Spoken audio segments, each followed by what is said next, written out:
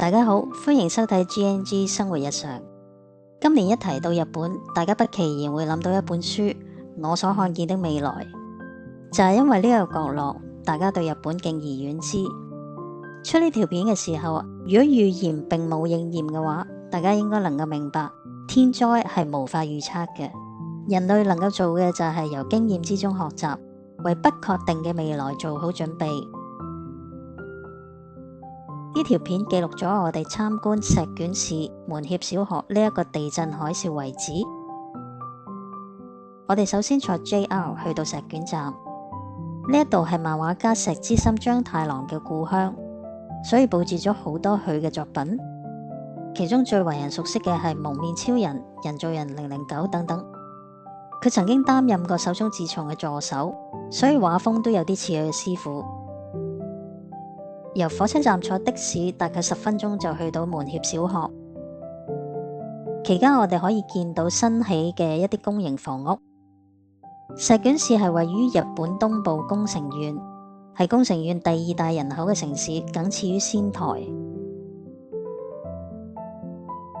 311東日本大地震之中，石卷市係距離震央最近嘅地方，係最大嘅受災地，有3000幾人死，400幾人失蹤。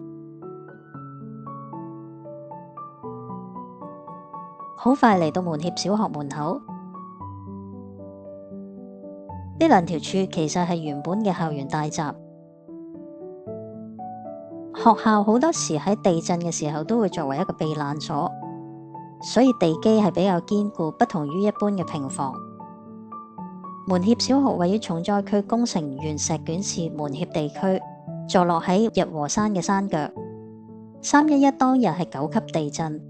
門脇小學距離海邊大約半公里，當日嘅海嘯高度達到12米，足以將整個3層樓嘅校園完全淹沒。好彩當日身處校園嘅師生全部都能夠及時走到高地避難，成功逃過一劫。受災嘅校舍其後就改建成為紀念館，喺2022年開始對外開放。呢一度提到校舍發生過火災，而西側嘅一端呢係比較冇被火災波及嘅部分。館方特別打開咗一個缺口俾參觀人士望入去，可以睇到牆身、天花都尚算完整，冇被燻黑。呢一啲呢同之後我哋睇到嘅嘢就會有好大分別。受災地區係災後有70%人口流失，市政府好想鼓勵居民回歸。但係災後重建嘅速度太慢，好多原居民已經喺其他地方落地生根，加上災難嘅陰影，好多人都唔想再返嚟啦。門脇小學雖然喺改建成紀念館嘅時候拆卸咗部分嚴重損毀嘅結構，亦都方便參觀而改動咗部分設施同埋通道，但整體上仍然保留咗大量俾海水衝擊同埋火災嘅痕跡。呢一度係位於地面層嘅校長室，呢一度有個大夾萬，當其時係保管住即將1星期之後舉行畢業禮嘅畢業證書。夾萬完美地完成咗佢嘅使命，因為佢嘅內部完全冇俾水淹浸，所以校長就能夠喺之後嘅4月順利將畢業證書交返俾畢業生。最令人安慰嘅當然唔係一支證書，而係大家都能夠安然無恙。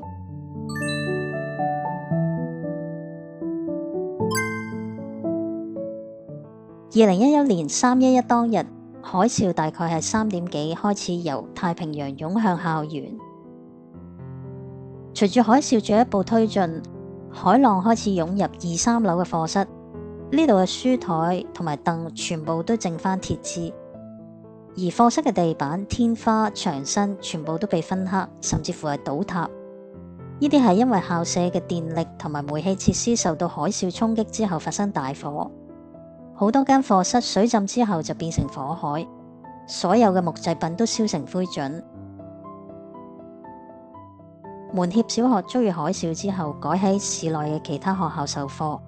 不過隨住市內人口減少，學校最終喺地震4週年之後停辦。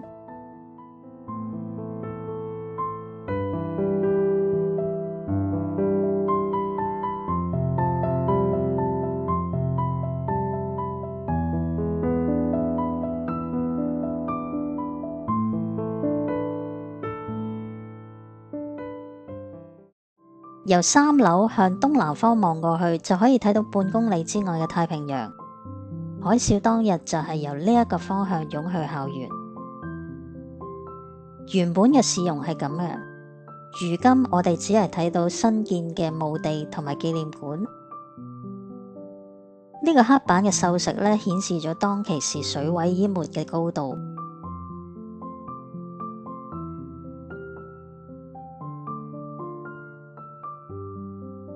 呢一塊好似紙皮咁嘅嘢呢，其實係黑板嚟嘅。呢一幅圖記錄住師生當日逃生嘅過程。311當日下晝2點46分發生地震，9分鐘之後師生全體集合喺操場，5分鐘之後開始向日和山避難處出發。以往演習定好嘅避難處呢，係市立女子高校，但係當時老師同埋職員們經過臨場判斷之後呢，認為應該再走向更高嘅位置，於是佢哋帶同學生走去日和公園，嗰度係最接近佢哋嘅小山丘。之後老師同埋職員擔心海嘯會比想象之中嚟得更高，於是決定繼續往更內陸嘅方向走，最終花咗2個鐘，喺傍晚6點鐘抵達石卷高校，嗰度就係佢哋最終停留嘅避難處。相反，位於同一個城市嘅大川小學情況就非常之慘烈，108個師生裏面只有34人幸存。呢一啲係因為當其時嘅處理不當，延誤逃難時間而導致嘅。據說當日師生喺操場集合之後，並唔係選擇用腳走，而係等校巴接載佢哋去高地，前前後後足足等咗50分鐘。結果海嘯比校巴嚟得更快，家屬因此向學校同埋政府提出訴訟，法庭喺2016年判家屬勝訴，校方同埋石卷市需要賠償14億日元。呢一邊有個室內體育館改建嘅展示廳，展示咗一架被海嘯壓毀嘅消防車，同埋一架支援車。亦都放咗幾個災後曾經使用過嘅臨時房屋，設備非常之齊全，有煮食爐啦、洗衣機、洗碗盤、雪櫃、乾濕分離嘅沐浴間、坐廁、冷氣睡房、電視、被鋪，牆上仲有細路仔嘅塗鴉，間隔同埋大小都比香港嘅公屋仲好喎。雖然石卷市仲有一啲其他嘅紀念館，但係由於行程嘅關係呢，我哋就冇再到訪所有嘅地方啦。如果大家有機會嚟到石卷市，不妨嚟睇睇啊！關於參觀嘅分享就到呢度啦，多謝大家收睇，歡迎讚好訂閱，拜拜。